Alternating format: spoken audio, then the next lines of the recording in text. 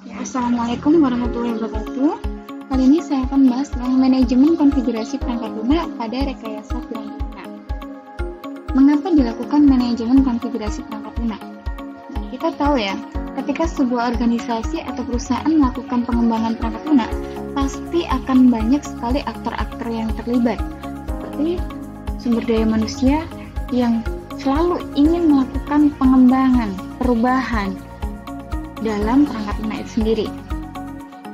Nah, faktor sumber daya manusia itu dapat mempengaruhi proses pengembangan perangkat lunak dengan terjadinya perubahan yang diinginkan oleh perusahaan, sehingga perubahan tidak dapat dihindarkan ketika proses pengembangan perangkat lunak.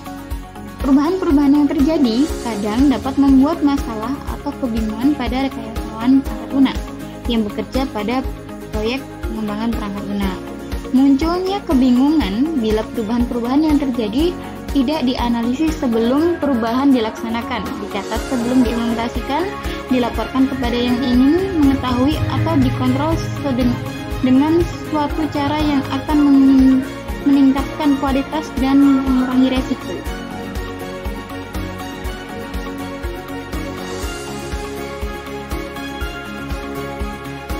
Tujuan dari mengkonfigurasi manajemen perangkat lunak itu yaitu mengidentifikasi perubahan, mengontrol perubahan, mengimplementasikan perubahan dengan benar, melaporkan perubahan kepada pihak-pihak yang mempunyai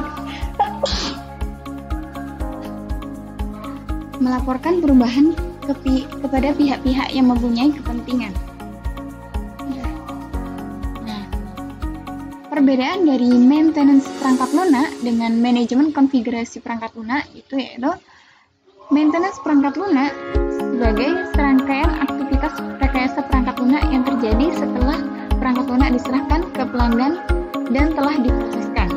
Sementara manajemen konfigurasi perangkat lunak itu serangkaian kegiatan penelusuran dan kontrol yang dimulai ketika suatu proyek perangkat lunak dimulai dan berakhir ketika perangkat lunak sudah tidak beroperasi lagi.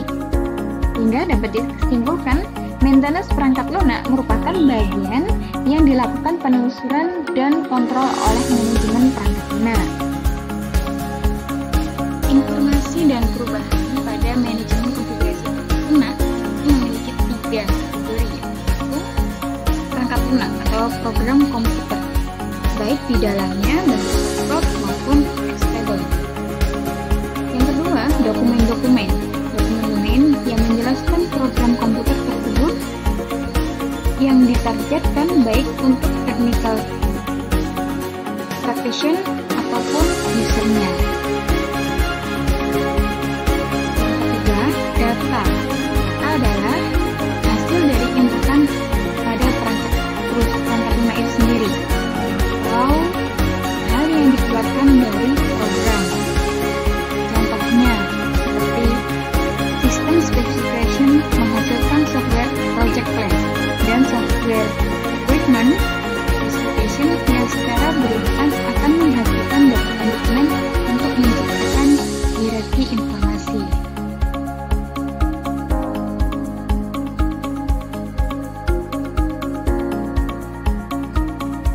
Nah, item-item yang terdiri dari semua informasi yang dihasilkan sebagai bagian dari proses lunak secara kolektif disebut software configuration items. Sumber dasar perubahan itu bisa terjadi dari bisnis baru atau kondisi pasar baru yang mengidentikan perubahan-perubahan dalam produk atau aturan bisnis. Yang kedua, keinginan pelanggan baru yang meminta modifikasi data yang dihasilkan oleh sistem informasi, fungsionalitas yang diberikan oleh produk atau layanan yang diberikan oleh suatu sistem terkomputerisasi. Yang ketiga, reorganisasi dan perampingan bisnis yang menyebabkan perubahan prioritas proyek atau struktur tim rekayasa perangkat lunak sendiri.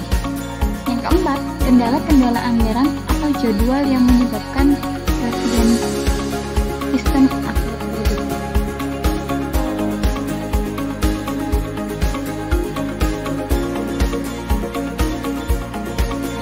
Perubahan masuk ke dalam proses rekayasa perangkat lunak itu adalah perubahan yang dapat terjadi kapan saja untuk suatu alasan.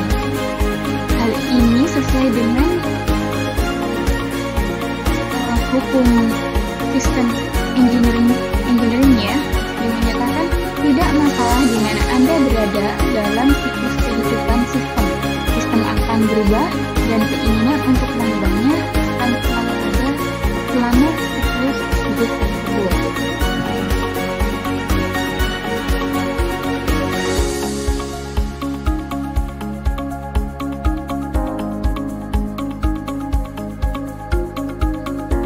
Baseline.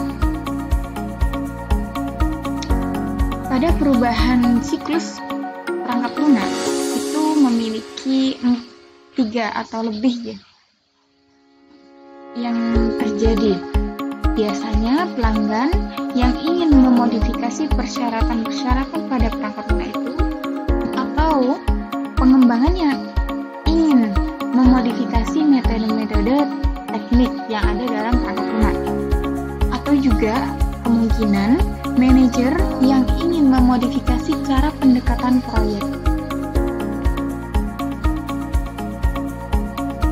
Definisi baseline itu sendiri menurut IEEE mendefinisikan bahwa suatu spesifikasi atau produk yang telah direview secara formal dan disetujui bersama, yang selanjutnya difungsikan sebagai dasar bagi pengembangan lebih lanjut, serta dapat diubah hanya melalui prosedur-prosedur kontrol perubahan formal dalam konteks rekayasa perangkat. Baseline diartikan juga selain itu sebuah konsep yang membantu dalam kontrol perubahan-perubahan tanpa menghalangi perubahan-perubahan yang dapat dijustifikasi. Itu juga bisa diartikan milestone rekayasa perangkat lunak yang ditandai dengan penyampaian item konfigurasi lunak dan persetujuan item konfigurasi. Sama dari baseline ini, dimana dimulai dari sistem engineering, yang kemudian ada requirement analysis, lalu dilakukan software design, kemudian melakukan coding, setelah itu dilakukan testing. Apabila terjadi sesuatu kendala atau lain-lainnya, kembali ke tahap sebelumnya. Setelah sudah selesai dari beberapa tahap tersebut, barulah dirilis. Skema baseline dan software configuration items itu seperti pada gambar ya. Software engineering test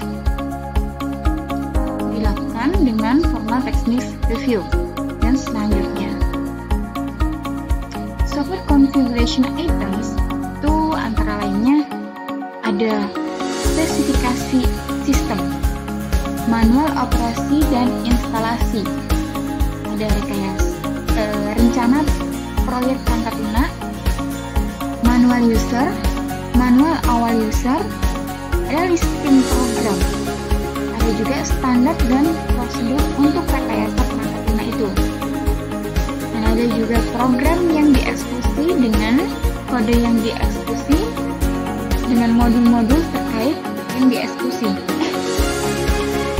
Spesifikasi persyaratan perangkat lunak terdiri dari model analisis teoris, spesifikasi proses, ada prototype namanya, spesifikasi mekanis yang ada dalam perangkat lunak, terus deskripsi basis datanya untuk menunjukkan skema dan struktur file dan konten awalnya. Spesifikasi tesnya itu rencana dan prosedur pengujian, dilakukan uji kasus dan hasil yang direkam. Lalu dokumen pemeliharaannya yaitu laporan masalah perangkat lunak, permintaan perawatan, rekayasa mengubah pesanan apabila terjadi suatu pesanan yang tidak sesuai. Spesifikasi desain,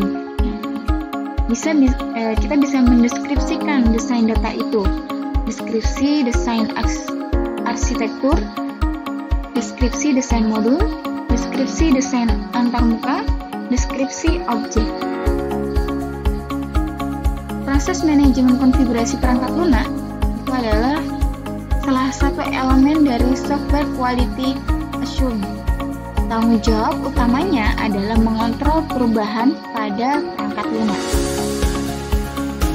Seperti halnya awalnya mengidentifikasi individual software configuration item dan berbagi versi perangkat lunak.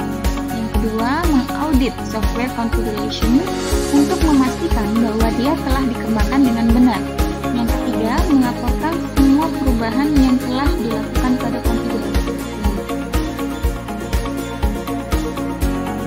Identifikasi objek dalam software configuration itu mengontrol dan menangani STI. Masing-masing item harus diberi nama yang berbeda dan kemudian diorganisir dengan menggunakan metode berorganisasi objek. Yang kedua, ada dua tipe objek yang dapat diidentifikasikan, yaitu basic object dan aggregate object atau objek dasar dan kumpulan objek. Sebuah basic object adalah sebuah unit object yang telah diciptakan oleh seorang software engineer pada saat selama analisis, desain, melakukan coding, dan melakukan testing. Sebuah aggregate object adalah sekumpulan basic object dan aggregate object lainnya. Keunikan dari objek itu ada beberapa ya, dengan mereka memiliki cara yang unik dalam mengidentifikasikannya, seperti object name, object description, feature list, resolution. Di mana object name adalah sebuah string karakter yang mengidentifikasi objek secara tidak samar. Kalau object description adalah sebuah list item yang dapat diidentifikasikan, seperti tipe SCI, misalnya dokumen, program, atau daftar yang direpresentasikan oleh objek. Lalu, suatu objek, identifier, dan informasi perubahan atau versi. Adalah entitas yang disediakan diproses di IQ, sebaliknya yang diperlukan oleh objek. Realisasi adalah sebuah pointer pada unit objek untuk suatu basic objek dan null aggregate objek untuk kumpulan-kumpulan objek yang ada dalam hubungan antara objek itu configuration object beridentification antara name object of suatu aggregate object. Hubungan dari part of menentukan sebuah hierarki objek-objek. Hubungan di antara objek-objek dalam suatu hierarki adalah tidak hanya sepanjang direct path dari hierarchical tree, tetapi dalam beberapa hal objek-objek yang diinteralisasikan melalui cabang-cabang dari objek hierarki.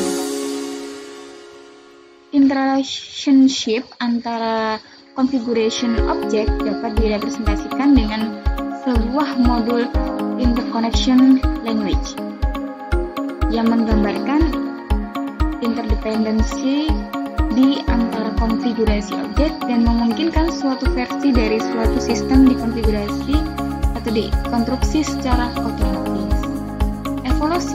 Evolusi objek itu yang berevolusi selama prosesnya, memungkinkan cukup sering terjadi perubahan pada saat mengkonfigurasi perangkat lunak itu. Mengevaluasi grep, perubahan yang dilakukan pada segala versi. Kontrol perubahan itu untuk proyek pengembangan perangkat lunak yang besar. Perubahan yang tidak terkontrol membawa pada kekacauan.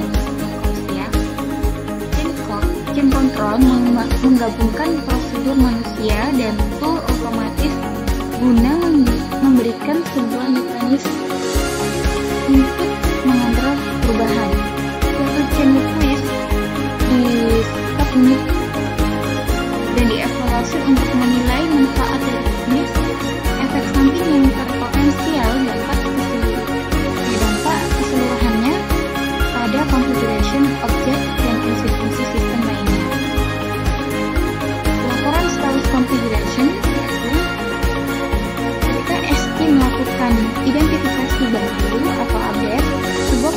Configuration Status Reporting entry dibuat. Perubahan disetujui oleh CCA. Configuration audit dilakukan. Hasilnya dilaporkan sebagai bagian dari tes CSR. Output dari CSR dapat diletakkan dalam basis data online, sehingga pengembang perangkat lunak atau pengolah dapat mengakses informasi perubahan dengan keyword kategori.